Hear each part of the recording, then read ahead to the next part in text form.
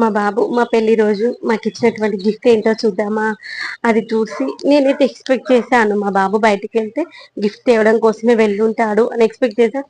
కానీ వాళ్ళ నాన్న అసలు ఎక్స్పెక్ట్ చేయలేదు అనమాట. బయటికి ఎక్కడికో ఆడుకోవడానికి వెళ్ళి ఉంటాడేమో అనుకున్నాడు. అసలు షాక్ అయ్యాడు.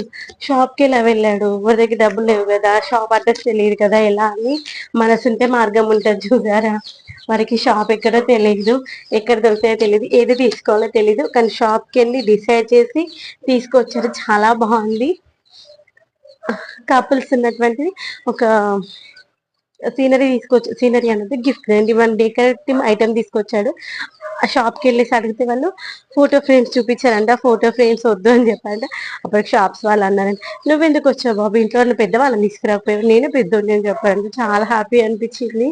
నిజమే కదా, వాడే మాకు పెద్దోడు.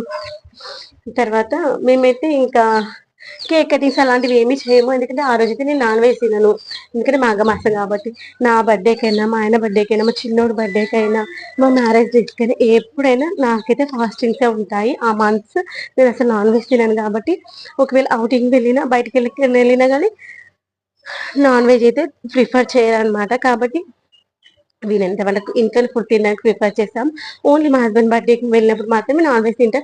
మా చిన్నోడి బర్త్డేకి అయితే అవుటింగ్ వెళ్ళాము, వాడి బర్త్డే ఇంట్లో సెలబ్రేట్ చేసుకుంటాం కాబట్టి నా బర్త్డేకి నేను అసలు బయటకు వెళ్ళడం ఇష్టం, నాకైతే కేక్ కటింగ్ కూడా ఇష్టం ఉండదు. తర్వాత మ్యారేజ్ చేయక ఇంకా మా హస్బెండ్కి వచ్చేటువంటి లీవ్ని బట్టి లేదని మ్యాక్సిమం ఇంట్లో. ఇంకా పిల్లలు పెద్దగా అవుతుంటే వాళ్ళు కూడా స్కూల్ డుమ్మాలు కొట్టడం కష్టం కదా. ఇంకా ఆ రోజు సాటర్డే వచ్చింది కాబట్టి అఖిల్ స్కూల్కి వెళ్ళిపోయాడు. వచ్చిన తర్వాత టెంపుల్కి వెళ్దాం అనుకున్నాము. నా ఆచారంలో వెంకటేశ్వర స్వామి టెంపుల్ చాలా బాగుంటుంది, నాకైతే చాలా ఇష్టం. చాలా ఇయర్స్ అవుతుంది.